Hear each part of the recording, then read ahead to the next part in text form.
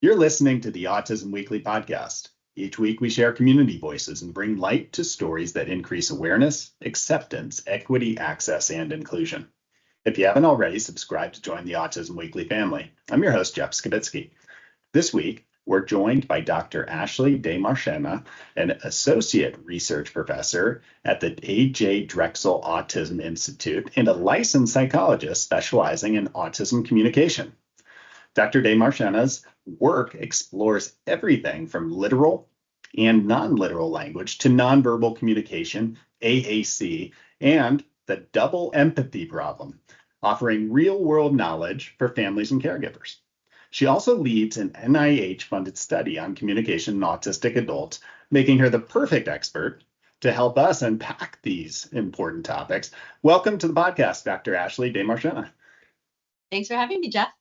Well, I'm excited to talk about all of these issues just because oftentimes we make presumptions of what people might need and what the adult autistic population might need with communication. But before we go into our conversation, I imagine as you were starting through your NIH grant process, you did some interviewing, you did some consult with the autistic community and got some feedback. Do you mind sharing with us, what are those core areas that not everybody, but a good majority of folks might have been saying, these are the areas that I wish that I could be empowered with some more skills in? Yeah, that's a good question. So as part of my project that I'm running right now, I do have autistic research team members. And so that's been a really valuable experience for me as someone who learned a lot about autistic communication on paper and as a clinician. Now I get to have these closer, more academic relationships with autistic people who know what it's like to have miscommunication experiences, but then also to have very successful communication experiences. So that's something I've been building for a while. The project that I'm running now is specifically focused on nonverbal communication. But as part of having a lot of these conversations over time, we are trying to take the next step, which is to look at different aspects of communication, including language, emotion, context, strengths as well as weaknesses, and then also that nonverbal communication piece. I don't know if I answered your question, but no, that's you part definitely, of what I've been learning. You definitely did. And I mean, having that input from the community probably guided a lot of decision making and a lot of where you were trying to put the emphasis.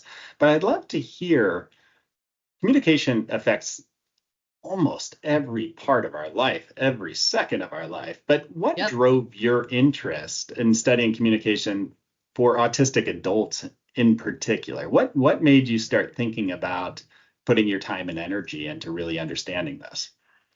Yeah, that's a great question. So, going through school, like college and grad school, I was always very drawn, just kind of my natural interest in language, right? So how most people go from little babies who can't even really tell where a sound is coming from to being able to use this very complex system of language. And it's a system that's so complex that we follow all of these rules about how words work, about how sentences work, that we ourselves don't even know we're following, but we do it, right? And I was really, really fascinated in that aspect of learning.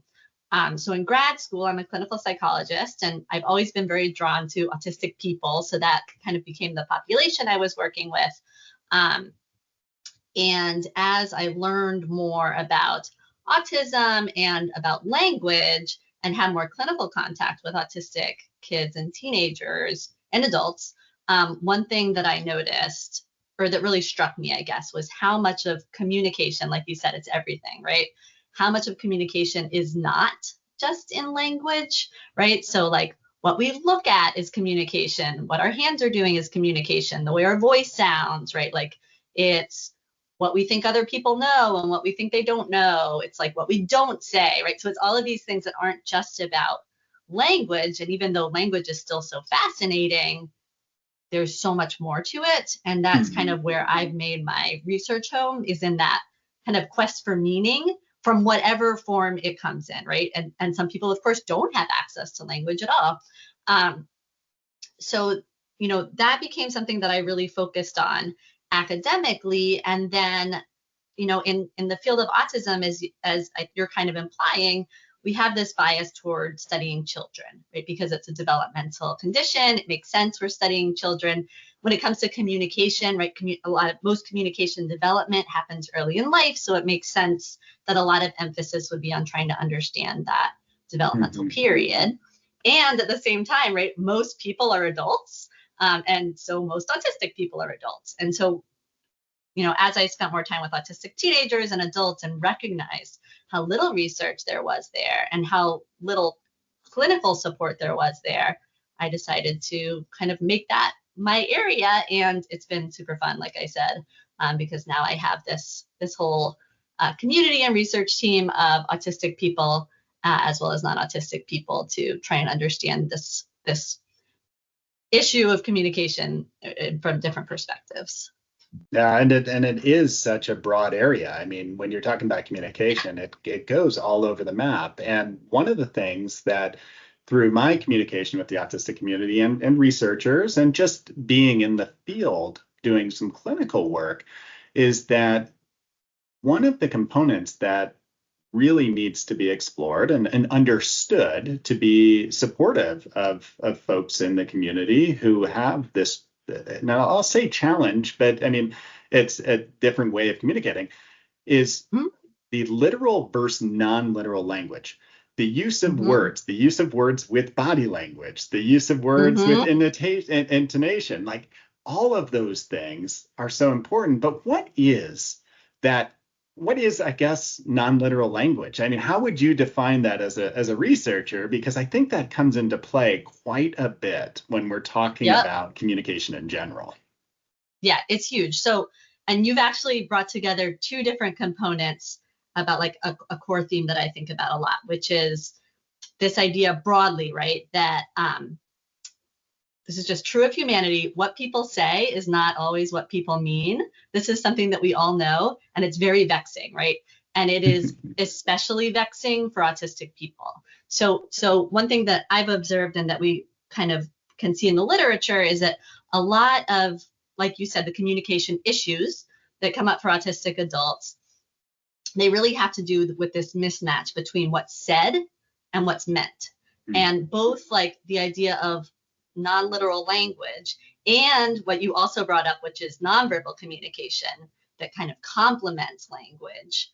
Both of those two things are very challenging for autistic people and have a lot to do with this mismatch between what's said and what's meant. So like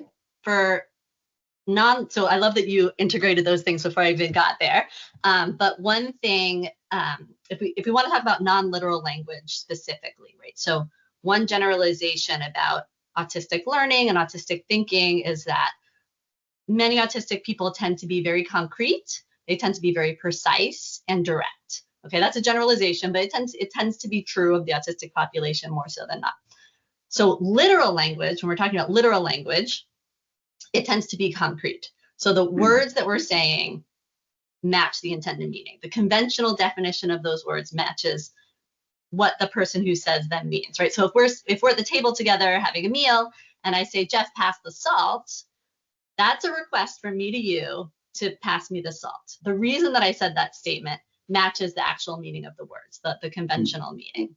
So almost like everything would be direct, clear, honest. Every word means exactly what that word is written down in the dictionary to mean. Like, this is what I'm trying to tell you. The word has a meaning, and this is how I'm expressing myself. Is that the way that you're kind of looking at that picture?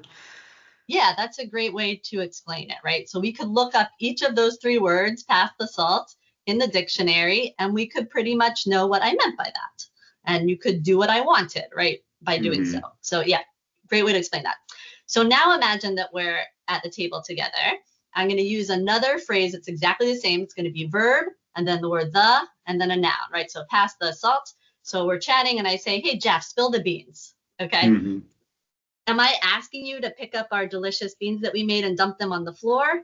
Like, no, I'm not asking you to do that, right? So now I'm asking you to gossip with me, right? Tell me the story. So now those dictionary definitions for spill, the, and beans, they don't help anymore, right? So the conventional meaning of those words doesn't match my intention, doesn't match the reason that I said that, right? What I want you to do. So that's an example of a non-literal phrase. So Absolutely. like you said, like that imprecision, it does not work well for autistic brains, right? And like, it's not a big deal to misunderstand one phrase, like spill the beans, like that happens all the time. But when those misunderstandings pile up, that can create a problem. And honestly, like non-autistic speakers, so most of us use non-literal language all the time, and we're often kind of unaware that we're doing it. Absolutely. And you know what? I sit there and I watch meetings that I'm a part of. And I hear the sarcasm, the jokes, the way that people are expressing things, where if I were to kind of turn off the understanding of the context of where somebody might be coming from and look at what they're saying, I might be appalled at times. I might be shocked. And I would imagine the autistic community might be saying, why would you say that when you could have just said this? And I would have understood. I would have communicated. Why do you have to go and be almost so nuanced and hidden in your language instead of being direct and straightforward to me? Does that affect folks within their job community, their relationships? What is the feedback that you got when you were able to speak with some autistics and understand, the way that people talk to me affects the way that I'm able to really be able to be my best self in those environments? Yeah. So, I mean, I want to highlight something that you said, because you really hit on a core difference between autistic communicators and non-autistic communicators, which is context. So context is everything. So context tells us whether I'm more likely to be using a literal or a non-literal interpretation. Context tells me whether somebody is likely to be talking sarcastically, right? Because we're in kind of an informal setting, or they're likely to be talking in a more serious, direct way. So I'm not going to stick on that because that's not what you asked, but I wanted to highlight that because you really hit the nail on the head with that idea of context. That's often more challenging for autistic people to bring in context, whether it be nonverbal, metaphorical, what somebody else knows, right? The professional setting. It's often harder to integrate that with the words, which is why we see the words themselves become the main source of information as opposed to all of the context. In terms of what autistic people that I know or have interviewed in some of my research have said about effects on everyday life. Well, so this is partly because of the type of information I've gathered, because I'm working on a study of nonverbal communication, but we hear a lot about how this affects people's relationships, like you said, in employment settings. And actually, one area that we hear a lot is medical settings. So one thing that can happen is that nonverbal signals that autistic people give off, right? Like, again, communication is everywhere. We're communicating even when we aren't doing it on purpose. So some of the nonverbal communication signals that autistic people give off get misinterpreted by neurotypical people. And that can happen. That happens all the time, right? The issue becomes when that non-autistic communication partner then doesn't believe the autistic person who's trying to insist that, yes, the words that they say are actually what they mean and how they feel, not their nonverbal. So I'll give you two really common examples. So one is like a neutral facial expression. So I've heard some people say that they have like a resting autistic face, which is like their face it just doesn't change much. It's like not who they are, right? Yeah. Fine. Now, what can happen is I remember one person I talked to saying, like, at work, she walks around with her resting autistic face, and her coworker or boss, I don't remember exactly, but someone who she worked with was like, "Oh, what's wrong?" Yeah. And she said, "Well, nothing's wrong." But then the person wouldn't let it go, right? So it was like the other person really expected and wanted some sort of facial display to assure her that her colleague was okay, whereas this autistic coworker was like, I told you I'm okay. That's fine that you're checking in with me, but just believe me. And then over time, that can sometimes, right? Sometimes cause trust issues. And it's not Mm-hmm. fair, right? Because this person is telling you how they feel. They just don't expect it in the way. They don't Yeah. express it in the way that you expect. So that's one that we heard a lot when we talk to people about nonverbal communication. And then another one that we've heard a few times is so we haven't talked too much about nonverbal communication, but one thing so when we try and understand what somebody is saying with their language, and then also try and combine information about what they're looking at and how their voice sounds and how their hands are moving, like we're just processing a lot of information at once. Mm-hmm. So one thing that we know, like both from the experimental literature and also from talking to autistic people, is that it's not always so much that someone on the autism spectrum has a hard time interpreting a facial expression in isolation. The challenge becomes combining that information with the words, what they know the other person already knows, all the whole thing, right? Yeah. So and in general, it seems to just be emotionally and cognitively draining to keep up with conversations. Yeah. And so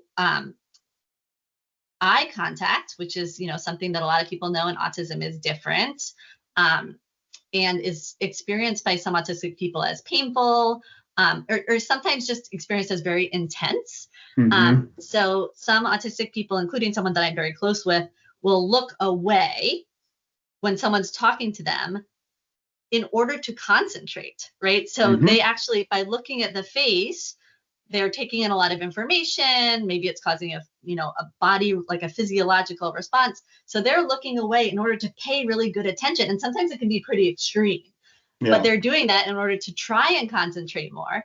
But Mm-hmm. what non-autistic people do to display and to prove that we're concentrating and paying attention to someone is we make eye contact, right? Yeah. So there's this mismatch between what the other conversation partner expects and what the autistic person is doing.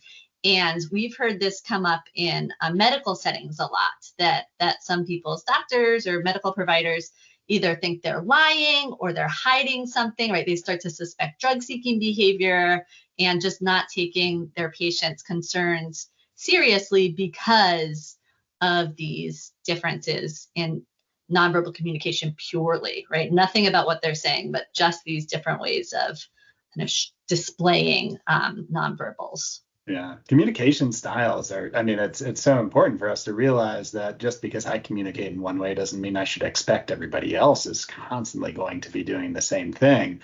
But Exactly. what you're talking about as far as being able to understand and process all of the social inputs at the same time as being able to engage in a responsive conversation or It's so dialogue. Or much. it is a lot if those things are challenging, and then you pile them on top of each other. It makes sense that somebody might want to turn away to utilize what they see as their strength, which might be listening versus having to look at the visual context. Or, I mean, everything should be strength based in what we're doing, and we should Yeah. accept that. What I would imagine is happening and you just described numerous situations where I think there has to be some really negative effects, is that if Mm-hmm. somebody is sensing disinterest, somebody's sensing lack of engagement, is that Mm-hmm. there's a chance that that person might be left out of social opportunities or relationship building opportunities, or being seen as somebody I'm going to pass over for an opportunity at work because, well, this person Absolutely. doesn't seem engaged. They don't seem like they care. Why would I go and pass this project on to them where I got this other person raising their hand, nodding, and giving me all that facial interaction when I'm describing the project? That person seems like the one that would typically be getting that opportunity. So how do we make sure, I guess on two lenses, let's start Mm-hmm. with educating the community, Yeah. because I think it has to start there, is how do we educate the community to make sure that we are better partners for communicating with autistic individuals and autistic adults? Yeah, so I mean, this is where it gets tricky, right? And this is one of the areas where little kids are easier than adults because adults do so many more things and are involved in so many different communities and different types of relationships. And adults, especially adults on the autism spectrum, have a very wide range of communication ability and Mhm. disability.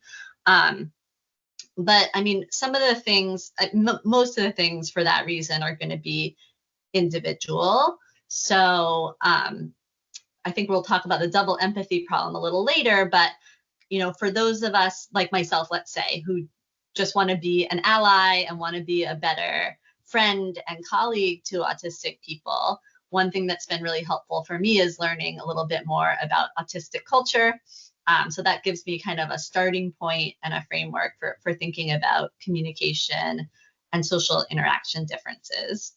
I think there has been a good amount of success of employer trainings. So training employers and incentivizing, right? There's always that incentivizing employers to communicate with their autistic colleagues in ways that are a better fit for, like you said, their strengths and weaknesses. Putting things in writing more than doing things in impromptu conversations might be one example. Well, when you were talking about that employer training part on being able to do that, um, one thing that just pops in my mind immediately is most leadership training is Mm-hmm. taught to be able to understand communication styles of everybody that is either your employee or that you're working with or engaging with. If folks are utilizing those same skill sets to Yeah. understand the benefit of, how do I communicate well with each individual, would they not be Yes. tackling a lot of these same sort of nuances of, well, this person is autistic, this is their communication style, which is going to be individual for each person who's autistic, but this is how I Yes. can make sure that they are going to be able to contribute the best way to the organization. This is the way that they can feel most valued and heard within our organization and empowered Mm-hmm. to be able to shine within the organization. Is the same concept of leadership training with communication kind of flow through on how we should be evaluating those sorts of situations for autistics in the community in the workplace? Yeah, absolutely. It's a great point, right? Think workplace practices that are good for autistic employees are good for all employees because of exactly what you just said. We want to maximize people's strengths and people's comfort and minimize the barriers to those abilities being able to come out. Um, and it's about that individualizing your expectations and how you communicate with people. Even simple things like in my when I have my autistic research partners, when we have meetings with them, we follow a very standard structure, right? So that everyone knows what to expect in the meetings. And we even review, how do you participate in the meetings? You can unmute yourself and talk. You can use the Zoom hand raise button and we'll call on you, or you can put things in the chat, right? So we make it Mm-hmm. clear this is what works for this group. There might be other groups where we wouldn't want to offer all of those options, but we make it very clear how do you can contribute, and we also give options for contributing in different ways. And yeah, those are things that would be helpful for anybody. And it's those Yeah. unwritten rules that are especially hard for autistic people, but really like aren't good for anyone. No, I mean, when I think about most things that we're trying to be able to do to accommodate the empowerment of everybody in the community, and I'm not just talking autistic individuals, I'm just talking in life, is that Yeah. these things overlap for almost every community. You modify based off of how you're trying to implement it. You modify to be able to look at the uniqueness of each individual and what strengths and weaknesses they have. But it's almost like good strategy for life is understanding all these concepts because it's going to make you more you're going to have more skills in being able to kind of continue and work with a variety of people if you just take a second to really understand these concepts. When we're talking about some of the skills that, I mean, you mentioned the non-literal learning, you mentioned reading, being able to understand social cues or how to express this is a challenge of mine. I need to be able to communicate in a different way and to Yep. advocate for oneself. Yep. When you're talking about just being able to start establishing those skills from an early age all the way through adulthood, are there core things that we need to be looking at? And I guess I'll put it in a context is that when I think of some language-based programs for children, it's Yeah. oftentimes rote. It's Mm. teaching literal language. And Mm-hmm. I Mm-hmm. would and probably imagine is that that needs to be evaluated. Is that how early in the language development should we actually be teaching non-literal language? Should we be teaching all these other conceptual communication skills? Should that be an emphasis throughout the lifespan as far as how do we integrate that from almost day one on how to be able to teach? Yeah, that's a great question. And I'll be perfectly honest, I don't really do intervention in this area. So you probably want to ask somebody else about this too, who can give a better answer than me. But I mean, I would say a couple of things, more for parents than for clinicians, right? That's where you want to get a different kind of expert. But um, one is introducing the idea that non-literal expression and language is happening all the time and Mhm. exists. Um, I I don't think it's something that can truly be conquered, but it's important to be aware that it's happening a lot so that it can be recognized as a potential source of miscommunication. And actually, that is something that parents themselves can be doing because, again, especially if you're a non-autistic parent, you are probably using non-literal language way more than you know. And Mhm. let me give you an example from Please. myself. So this was while I was in the middle of writing some stuff about literal and non-literal language. So one thing that I do is I mentor some autistic students. Um, and I have a monthly meeting with this one student who is working on a thesis. And so he's autistic. And every month we would basically talk about how much progress he had made on his thesis and then set some goals for the next month that we would then check in on, the next meeting, basically something like that. So we've done this many times. And so there's your context, right? So then we signed into Zoom and I said, we said hello to each other. And then I said, okay, why don't you tell me where you are and what you're working on? And he said, well, I'm in my dorm room and, I'm going to be doing some work for my class.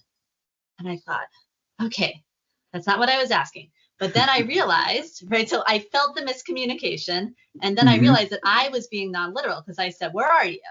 And Yeah. what I meant was, where are you in terms of your progress on your thesis? But he answered me literally. And Hmm. so I recognized that quickly because of what I do, but I was able to adjust and then say, okay, great. You're in your dorm room. Tell me what progress you've made on your thesis since last month. What did the thought process for you, how did that start to change as far as being able to kind of take a step back and realize that, for this individual, this is going to be how to better communicate going forward because of one event? Yeah, that's a really good question. And honestly, I hadn't thought about it that way. But thinking about it now, I think I kind of think about it a little bit less clinically, right? So let's just take this student, like we have a good relationship and I care about my relationship with him. Hmm. I try not to, part of having a good relationship is being authentic. So I try not to really change myself in how I approach him versus how I approach other people, other than we change ourselves, in every relationship.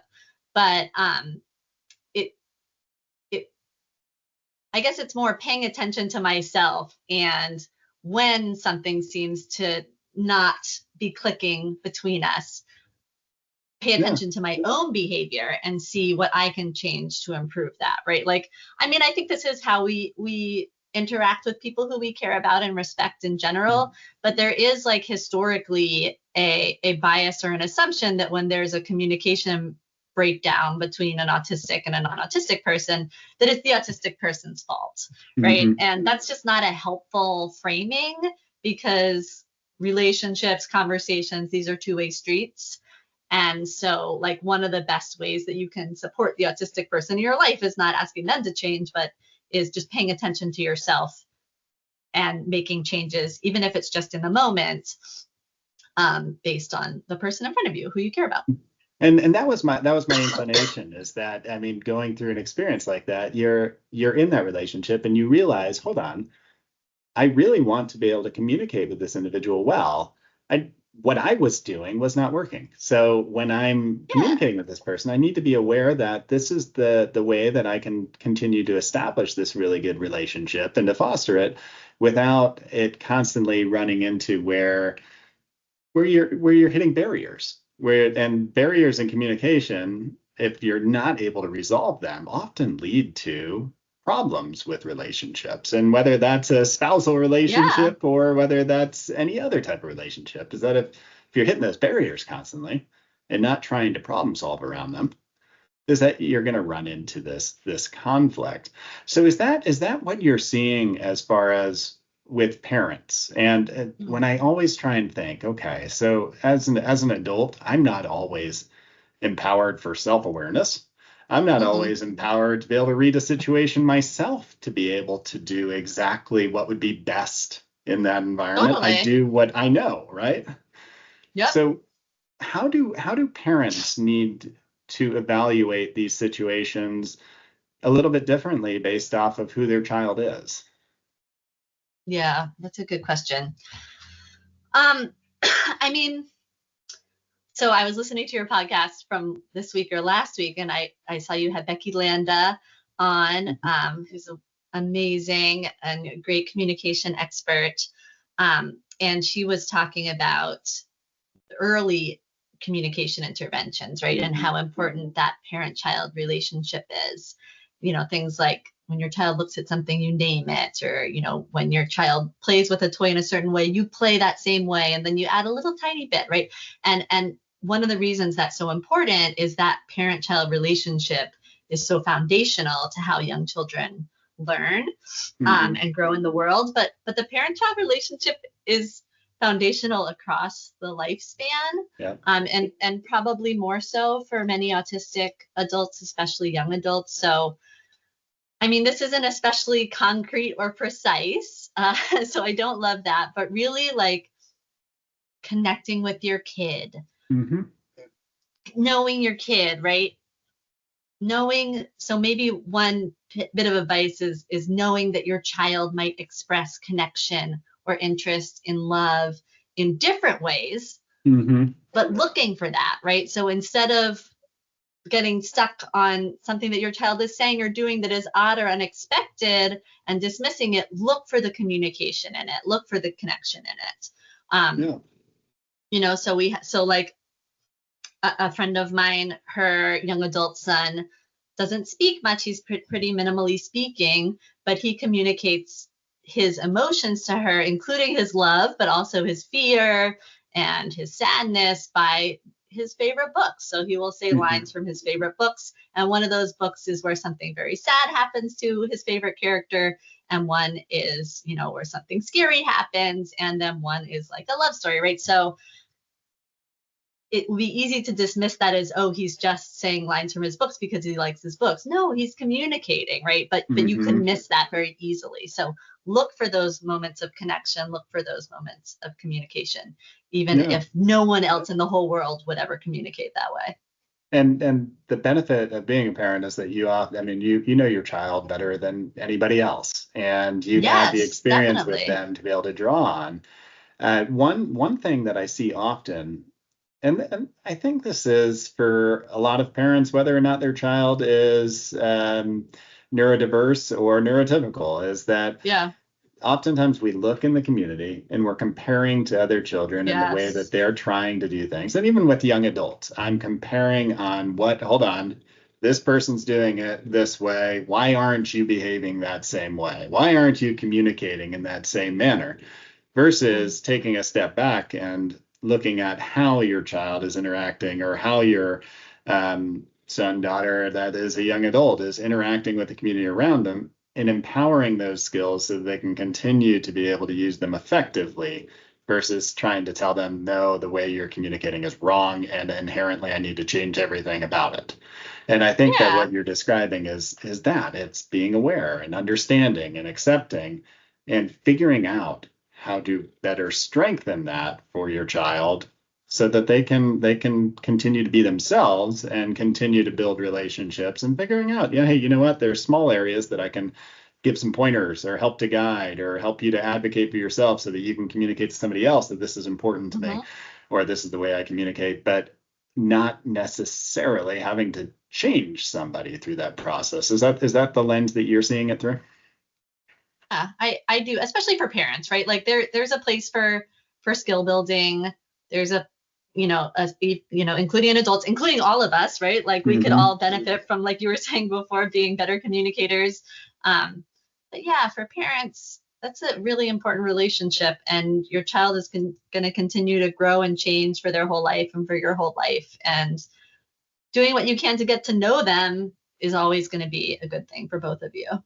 Absolutely. And I mean, so there's so much to talk about when we're talking communication. I mean, we're just hitting on the Yeah. periphery right now when you're talking about nonlinear communication, when you're talking about nonverbal communication, when you're talking about being able to look at utilizing AAC, which is Yeah, we another haven't talked way about it to be yet. able to Uh-huh. communicate. Where is research being implemented right now that we should keep our eyes on, that's helping us to better understand and better tailor the way that we're communicating with autistic individuals? Are there some, I know that you're working on something right now that's looking at this. Where can people get their hands on some of this information or participate if this is something that they'd love to be a part of? Yeah, I wish I had a single answer for that. I mean, I think, like you were mentioning before, um, since communication is so broad, it tends to be studied in different disciplines, right? So employment is actually the area where I see the most research, because there are things like different types of employer trainings. Where can people get their hands on it outside of the academic literature? I'm honestly not sure.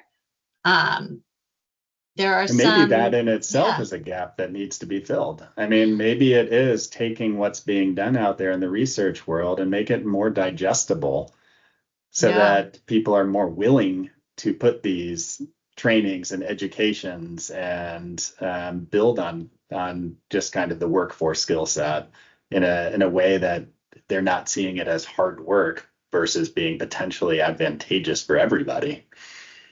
I think that's a great point.